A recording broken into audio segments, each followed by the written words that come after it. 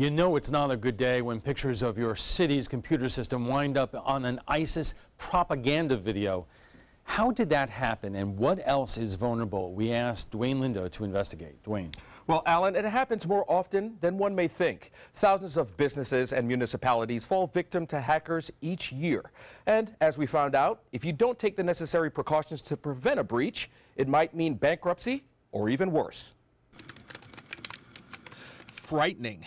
The City of Sarasota website in the background of an ISIS propaganda video. The result of a cyber attack on the city by hackers affiliated with ISIS and the so-called Cyber Caliphate Army. And they're mostly loosely banded together individuals who share some type of similar terrorist ideology that they're trying to promote on a worldwide basis.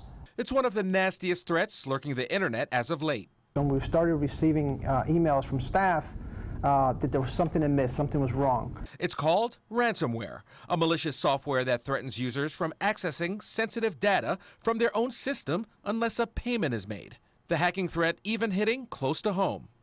After we figured out everything that was going on, it was about 13 terabytes of data that had been changed. It was just last year the city of Sarasota was attacked, shutting down computer systems after an employee opened an email containing the virus.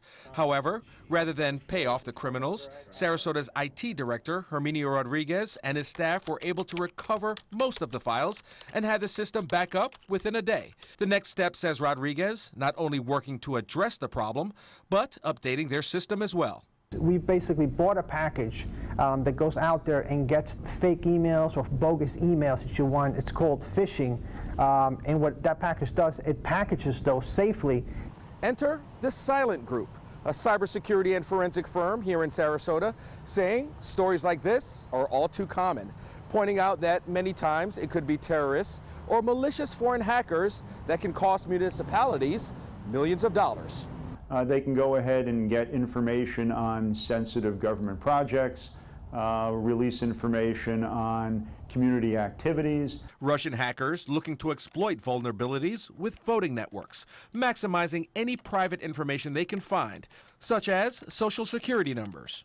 But most of the time they're stumbling across things that are really of pretty low value, and they're putting it out as if to say, we've been able to go ahead and get this information from you, you should be afraid of us. And it's limited funding and lack of infrastructure that have made companies and municipalities a new favorite for these types of hackers. And the city really needs to maintain a number of different types of tools, different types of appliances, different types of procedures to protect itself. Birnbach says in addition to backup files, firewalls, and data loss prevention, the most important aspect of protection is the human component. It's very much about education and what we call situational awareness. Making people aware of the parts of an email that maybe don't seem right, that they might never look at. Is that attachment from someone you know? Does it look a little suspicious? Are there spelling errors? Is the name not quite right? And if someone clicks that button at the wrong time, at the wrong place, you can give it all away. And despite the efforts to combat malware infections, it may not be going anywhere anytime soon.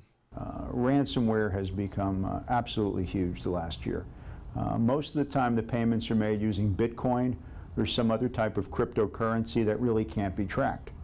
So it's really very difficult to identify who the perpetrators are and bring them to justice. For every dollar that the good guys put into antivirus, anti-ransomware, or whatever the case may be, the bad guys to put $100.